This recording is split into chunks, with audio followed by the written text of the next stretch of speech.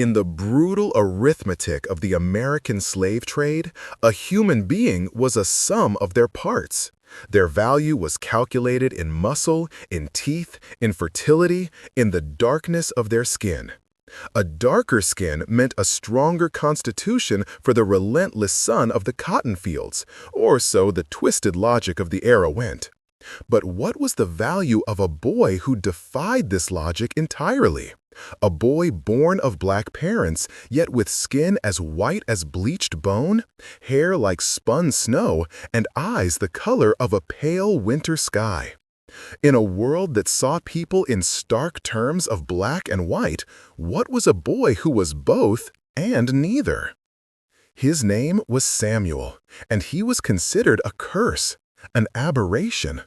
The other enslaved people on the plantation where he was born had treated him with a fearful superstition, calling him the ghost boy.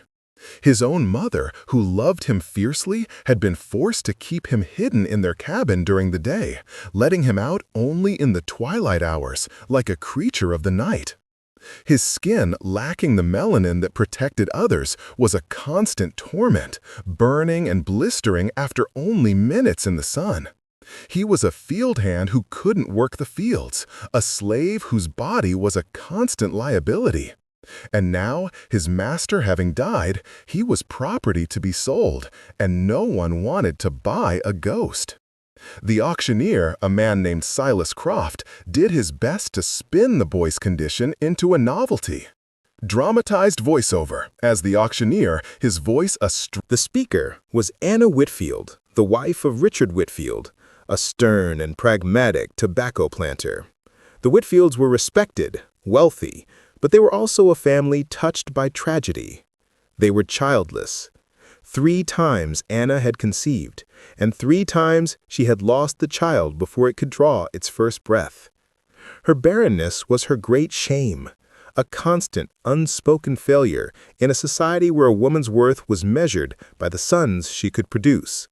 She was the mistress of a grand house, filled with a crushing, echoing silence. The auctioneer was stunned.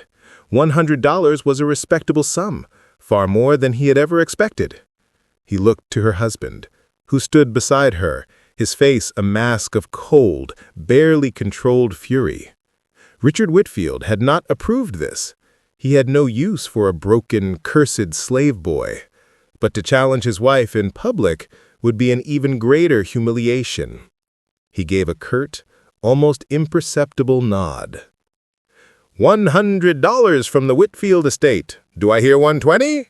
No? Then sold to Mrs. Anna Whitfield. A murmur of disbelief and derision rippled through the crowd. What use did the barren mistress have for a useless ghost boy? But Anna ignored their stares. As Samuel was led down from the block, his eyes squinting, his body trembling. For a child who had only ever known shadows and fear, the world inside the Whitfield manor was a bewildering paradise. Under Anna Whitfield's protection, Samuel began to unfurl like a pale flower that had been starved of light. The ghost boy, once defined by his curses, was slowly being redefined by a strange, forbidden form of grace.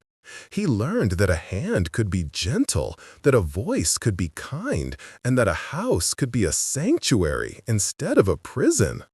Anna, in turn, found her own world transformed.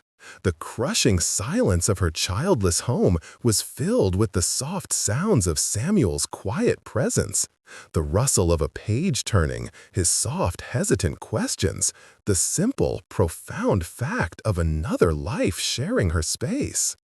But a bond this unconventional, this defiant of the natural order, could not remain a secret for long. Their private sanctuary was surrounded by a world that did not understand it, and what the world does not understand, it often seeks to destroy. The first stones were cast not from the outside, but from within the plantation itself. The other enslaved people, who had spent their lives under the brutal, unforgiving sun, saw Samuel's protected existence as an insult. He did not toil in the tobacco fields. His back did not break under the overseer's gaze. To them, he was not one of them. He was something. A strange choice for a houseboy, Mrs. Whitfield. The Lord's light does not seem to have fully blessed him. One must be careful what spirits one invites into the home. The Lord's light blesses all his children, Reverend. It is men who decide who is worthy of it. Samuel is a good, hard-working boy. The tension in the room was as thick as molasses. After the preacher left, Richard's rage, which had been simmering for months, finally boiled over. You will not embarrass me in my own home, Anna. I have tolerated this pet project of yours for long enough. He is a slave, nothing more. Tomorrow he will be sent to the fields with the others. We will see how long your good, hard-working boy lasts under a real sun. The threat was a death sentence. A single day of hard labor in the Virginia sun would be enough to burn Samuel's unprotected skin raw, to leave him feverish and crippled with pain. Anna knew this, and in that moment, something within her, the quiet, submissive wife she had been for 20 years, finally broke. No. Richard stopped, stunned by the simple, absolute defiance in that single word. He is not a field hand. He is not a pet. He is not just a slave. He is my son. She had said it. The unthinkable, the unspeakable. In 1850 Virginia, for a white woman to call a slave boy her son was not just a social taboo. It was an act of profound, revolutionary rebellion. It was a declaration of war against her husband. A mother's love, once ignited, is a fire that cannot be easily extinguished. After her declaration of war, Anna Whitfield became a master of deception. To her husband, she feigned submission, pretending to agree that the boy, Samuel, would be trained for household duties, a quiet compromise. But in the secret hours of the night, long after the house had fallen silent, she was planning a rebellion of a different kind. She was not just planning to protect her son, she was planning to purchase his soul. Using her own inheritance, money her husband could not legally touch, she began the slow, dangerous process of manumission. Through her lawyer, she was secretly buying Samuel from her own husband's estate.